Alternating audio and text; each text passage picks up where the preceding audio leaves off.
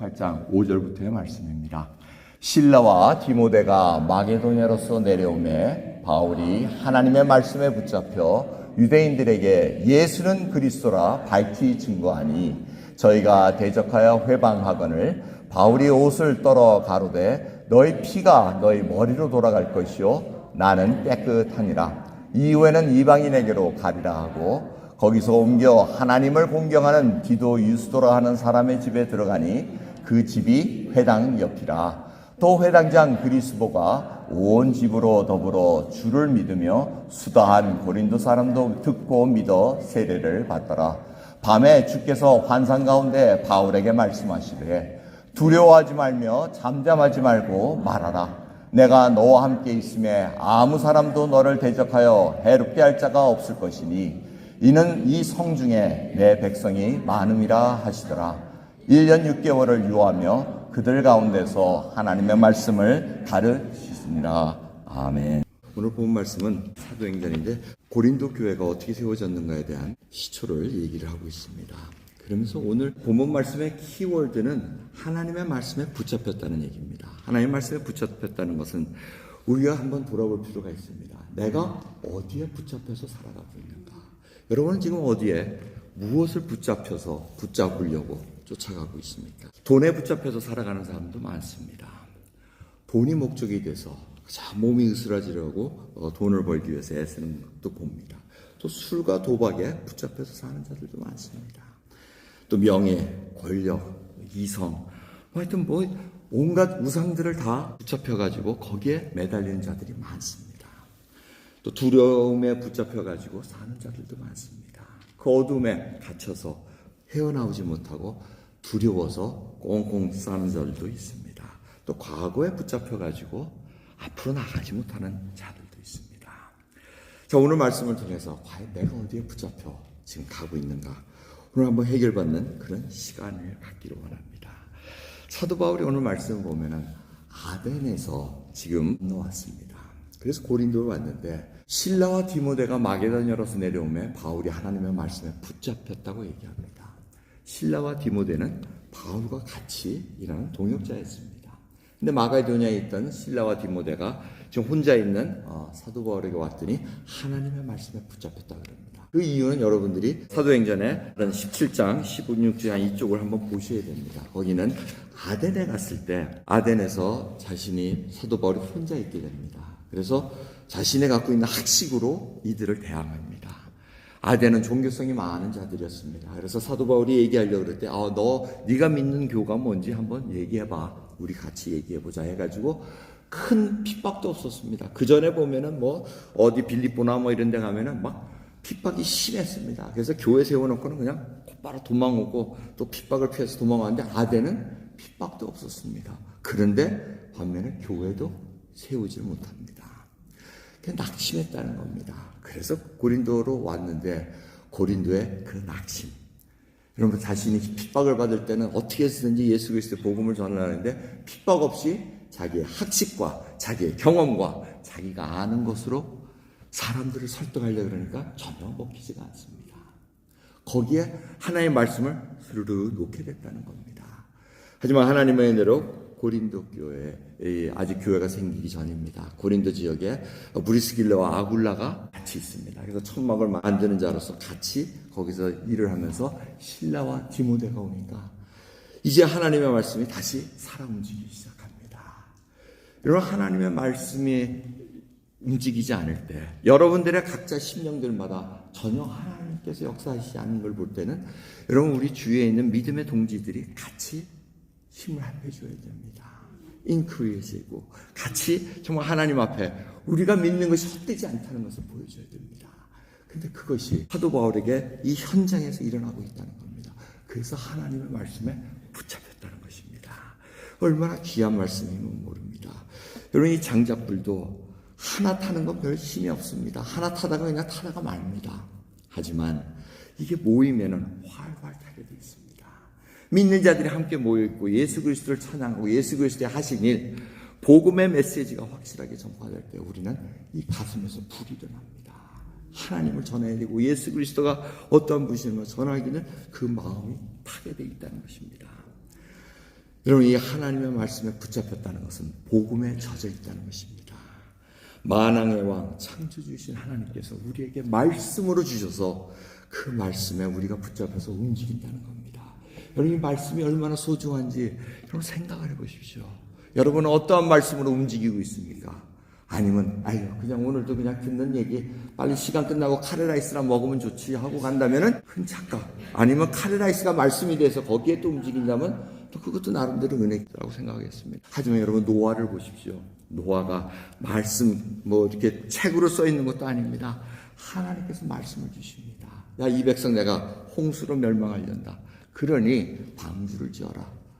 이게 황당한 얘기입니다. 그런데 그걸 듣고 움직입니다. 창조주이신 하나님을 알고 그 말씀에 순종해서 끝까지 다른 사람들이 얼마나 조롱했겠습니까? 야, 맑은 하늘에 무슨 비가 오냐? 야, 우리 놀자.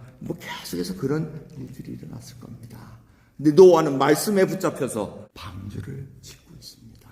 그뿐 아니라 아브라함도 마찬가지입니다. 아브라함도 느닷없이 있다가 하나님께서 야, 본토 친척 아빌 집을 떠나 내가 지시할 땅으로 가라 하고 얘기합니다.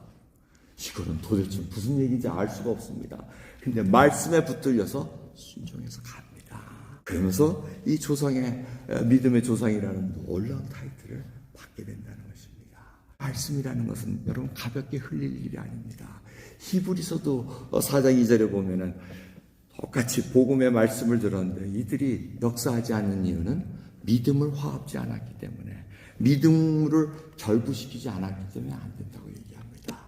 들을 때 이들이 동의했다는 겁니다. 노아고 아브라함이고 하나님께서 말씀하실 때 그렇습니다.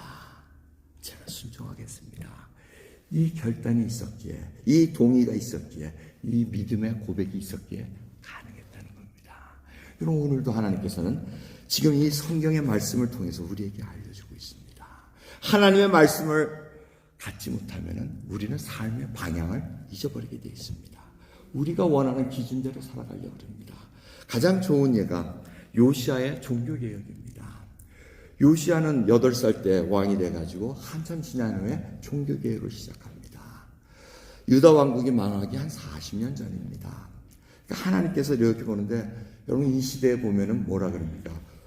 교회 성전을 청소하다 보니까 서기관이 책을 하나 찾습니다.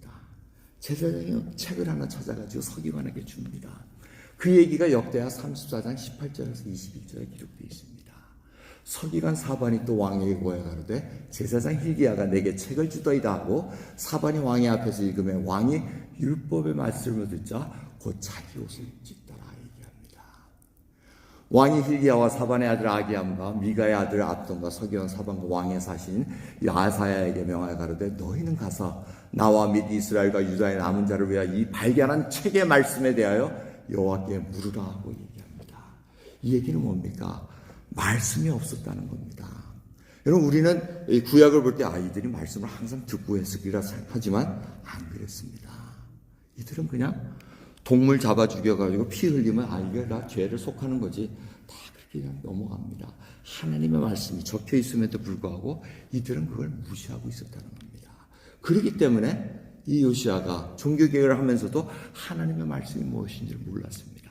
근데 그것을 들으며 모세의 오경을 아마 읽었겠죠. 그 말씀을 들으면서 자기의 옷을 찢었다는 겁니다. 내가 하나님의 말씀대로 살지 않았구나. 하나님이 이러한 분임에도 불구하고 내가 이것을 지키지 않았구나. 이것이 믿음으로 화합됐기에 가능했던 행동이었습니다.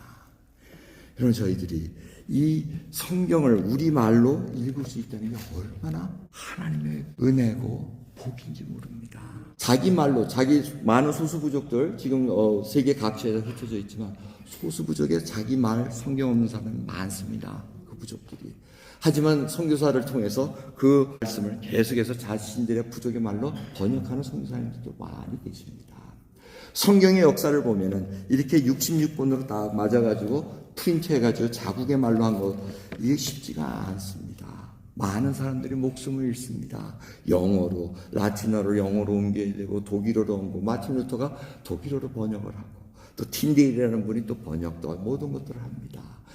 이러면 이런 일을 통해서 우리가 이 성경을 갖게 됐다는 것, 그리고 말씀을 가까이 할 수 있다는 것, 이게 얼마나 감사한지 모릅니다. 그럼에도 불구하고 여러분들 성경을 읽어요, 안 읽어요? 안 읽잖아요. 지금 와서 요시야 왕같이 전통적으로 서서 찬양하고 기도하고 말씀도 읽고는 몰라 무슨 말인지 몰라 빨리빨리 지나가시면 안 되는 거예요. 이게 말씀에 붙잡히지 않았다는 겁니다. 말씀을 매일같이 보면서 할 말씀에 붙잡혀야 되는데 여러분 이 성경이 이렇게 나오기까지 한국의 말로 번역되기까지 얼마나 많은 자들의 수고와 희생이 있는지 모릅니다. 중국 심양의 어느 중국인 교회를 가면은 거기에 누가복음, 루카복음이라고 이렇게 써 있는 한국 성경이 있습니다. 그래서 그 심양 중국 교회 방문했다가 물어봅니다. 이게 어쩐 일입니까? 그러니까 여기서 누가복음을 번역했다는 겁니다. 중국인들과 미국 선교사하고 모여가지고 또 한국인 한 분이 오셔가지고 같이 한잔한 결례하면서 그게 그냥 책이 누렇게 돼가지고 페이지도 아주 누래가지고 그게 박빛이 되어 있습니다. 그걸 통해서 저희들이 복음을 받아들이고 우리의 선조들도 복음을 받아들이고 예수 그리스도의 믿음으로 말미암아 이 일이 진행되고 있다는 사실. 여러분 그러기에 하나님의 말씀이 진전된다는 거 여러분 그게 얼마나 놀라운 일인지 모릅니다. 사람의 행동으로 우리가 노력해서 되는 것이 아니라 하나님께서 하나님의 복음을 하나님의 메신저를 통해서 메시지를 전하는 그것이 이루어진다는 사실. 그런 거에 저희들이 2월 베트남에 또 이렇게 선교지 지역을 가는데 기대가 됩니다. 자오족의 마을 그 사람들의 성경이 번역된 지 얼마 안 됐습니다. 여러분 기억하실지 모르지만 불과 5년 전에 저희들이 그 번역된 책을 그 지도자에게 전달할 수 있는 특권을 누렸습니다. 5권을 줬는데 5권 중에 3권은 다 사라지고 2권만 받은 분이 지금 예수 그리스도를 믿고 지금 신앙생활을 하고 있습니다. 그리고 그 마을에 믿는 몇몇 분이 자오족 마을에는 교회를 허락하지 않기 때문에 흐몽족 동tom 3 교회에 와서 예배를 드리고 있는 상황이라고 듣고 있습니다. 이번에 가서 저희가 한번 확인을 하고 보고를 더 드리도록 하겠습니다. 여러분 말씀에 붙잡힌 것은 계속해서 저희들로 하여금 움직이게 만듭니다. 여러분 하나님께서 이 말씀을 주심으로 말미암아 우리에게 사명을 주십니다.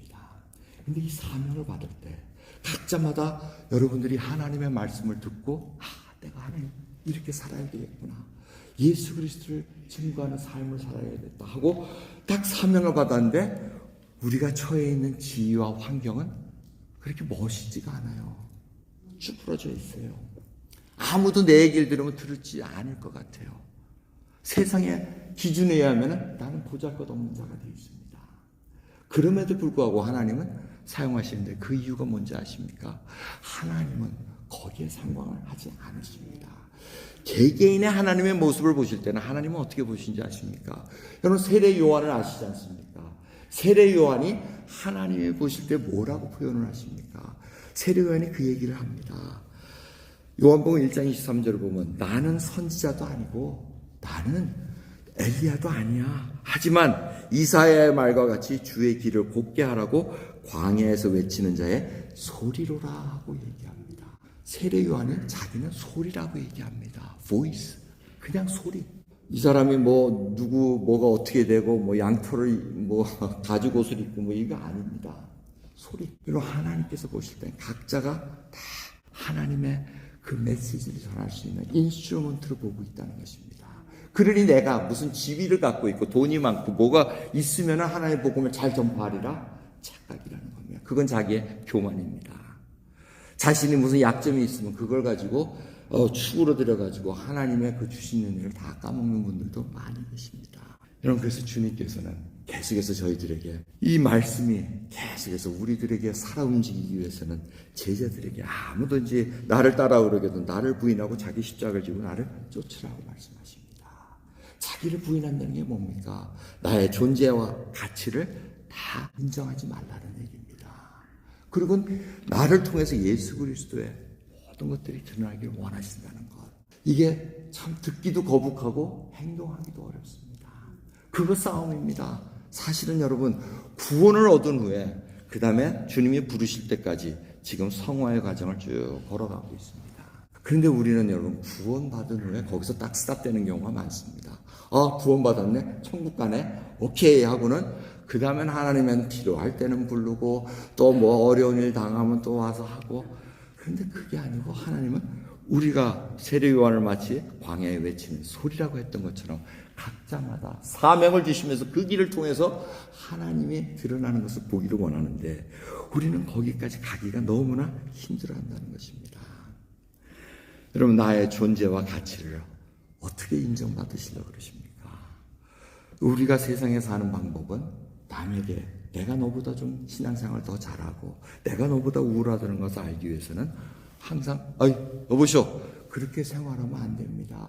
그렇게 살아오니까, 그렇게 믿으니까 그 모양 그 꼴 아닙니까 하고 꼭 얘기하고 싶어 합니다. 그래서 자기가 그렇게 신앙에 우월하다는 것을 보여주시는데, 여러분, 그런 말 할 때 한 명이라도 예 맞습니다, 좀 길을 가르쳐 주세요 하신 분 들어보셨어요? 없어요. 네가 뭔데 너나 잘해라 이놈아, 이렇게 하죠. 왜? 우리 인간이 그렇습니다. 여러분, 그게 얼마나 어려운지 아십니까? 말하고 싶어도 꾹 참는 것이 절제입니다. 여러분, 그러기에 우리가 내 삶은 내가 알아서 할 거야 이렇게 얘기하는 것이 타락한 인생의 자세입니다. 인간은 다른 사람의 말을 들었다고 변화되지 않습니다. 감사하지도 않습니다. 하지만 예수 그리스도 안에서 복음을 듣고 믿음으로 화합한 자가 새로운 피조물이 되어 이제는 예수가 구원자라는 것을 알면 그때부터 변화되기 시작합니다. 순종이 무언가를 알게 됩니다. 얼마나 교만한 것을 알게 된다는 것입니다.